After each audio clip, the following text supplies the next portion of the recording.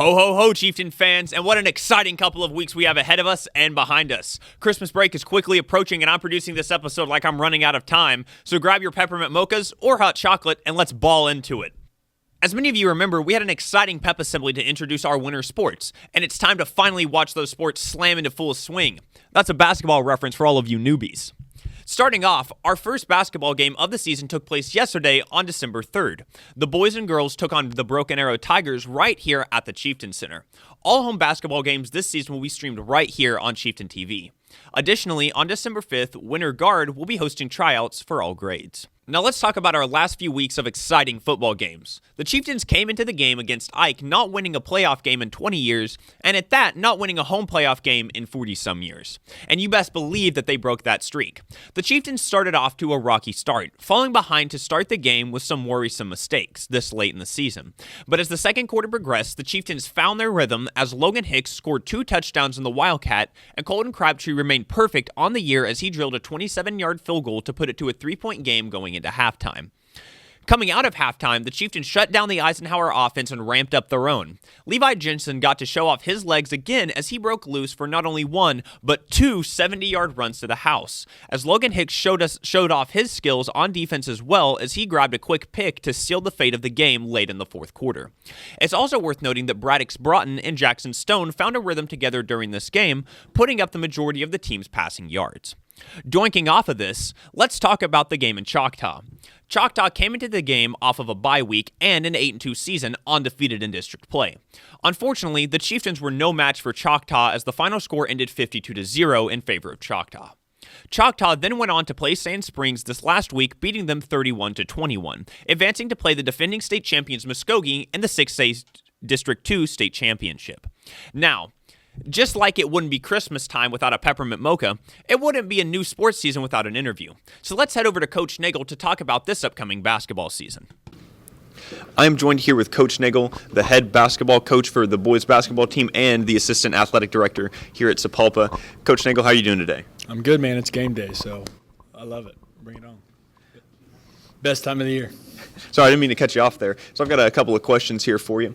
So first off, how long have you been a coach, and is there any previous experience you have outside of here at Sapulpa? Oh, yeah. So I'm entering my 9th year as a head coach tonight. So previously, well, long story short, so I was a grad assistant at Northeastern State in 2011 to 13. Got my master's at Northeastern. Left there, became an assistant here, actually, a decade ago. Was here for 3 years as an assistant.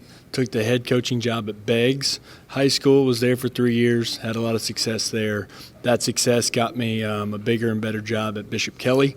Was the head coach at Bishop Kelly for 4 years. And then this job came open, and I wanted it. This is my hometown. I'm from here, so I've been here a year and a half now.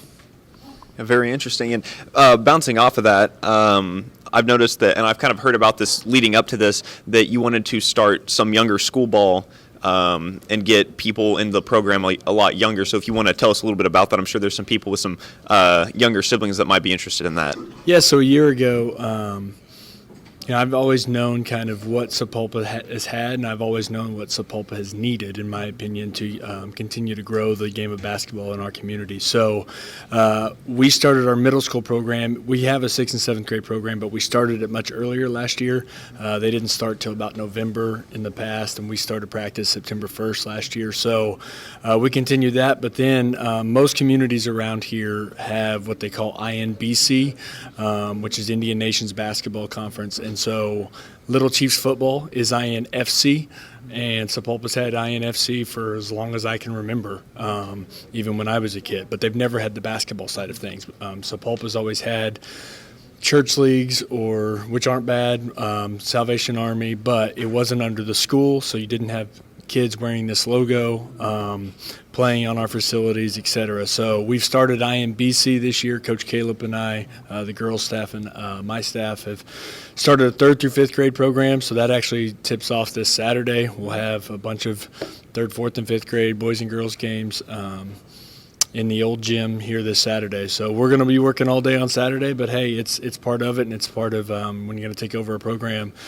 You're trying to build it, and you're trying to get kids with basketballs in their hands organized basketball. The beautiful thing about IMBC is there's a rec division, there's a select division, so one division is kind of a little bit more competitive than the others. I think kids need a little bit of both, but they're also playing other schools. They're getting outside of this community and playing teams and kids from outside of Sapulpa and Creek County. So, Sapulpa, the third grade Sapulpa Blue will play the Collinsville Cardinals or the Owasso Rams, and so you get to see a little bit more than just who you go to school with at Jefferson Heights or whatever. So, of course, very exciting. I'm sure a lot of younger people are appreciating that for sure. Now, what have you done to build up this team from what it was? Because obviously, when you came in here, the Chieftains had their worst record in the past number of years, and coming out of that, and you brought them to a 14-14 overall record last year. And so, want to tell us a little bit about how you did that and what you're doing this year to improve on that? I got good players. Guys really bought in. They went through a rough couple years, just due to multiple things. All right, not gonna go into all of that, but just they had a rough time, and so I brought a new energy and a new spark, which is anytime there's change at any level, the new guy coming in, people want to gravitate towards, and so luckily they gravitated towards me and vice versa, and so we were able to really kind of turn the page last year, and kind of flip the page and started new. We started off kind of sluggish and then made a run towards the end and lost a overtime thriller to Collinsville to punch our ticket to the state tournament. But, it was really overall successful year. So glad to see that. And just working hard. I mean, the game of basketball in high school, especially at the 5A and 6A level, it's all year long. 15 years ago when I was in school, it was something you did for 5 to 7 months, but now it's 11 and a half months out of the year, and so it's a constant grind. You're going somewhere all summer long. You're in the gym with your basketball team, the guys that don't play football. You're in the weight room. We really put a big emphasis on that last year, and we had a great program at Bishop Kelly in the strength conditioning program, so I wanted to bring some of that here. The guys really bought into that, and so just showing them that you're committed to them, showing that you care for them, and they have bought in, and so it's been good. But year 2 starts this year, and so last year's over, so new year, new team, but hopefully the same expectations. Yeah, for sure. Now, a couple of personal questions. If you weren't coaching basketball right now, what would you be doing instead? It's funny you say that. As we're doing this, I would love to do like sports radio. I listen to AM sports radio, or the Sports Animal, or the KREF out of Oklahoma City pretty much all day, every day, especially during football season. I'm a big Sooner fan, so I follow way too much of that stuff, so I love this type of thing, this type of stuff. I'm not very good at it, but I would love to do that. I always see those guys on PTI, like on ESPN. Like, I think those guys have the best job in the world. They get to sit around and just argue with each other about sports, and that's all like you and I do probably with our friends all day anyway at the lunch table or whatever. So that, or I've always said that I think I could sell sporting goods because I love Nike and I love gear, and I know way too much about that too. So I think those are the two things if I wasn't coaching. But man, I've wanted to be a high school coach or a college coach. I've wanted to be a basketball coach since about the 9th grade. So I'm kind of weird when it comes to that. I've known what I've wanted to do for a very long time, and I'm able to live that out. Dream comes true, right? It does. It comes full circle, to be honest with you. My jersey that I played in, I wasn't a very good player, but my jersey that I played in is hanging in my office right now. It's Sapulpa Chieftains, so here we are.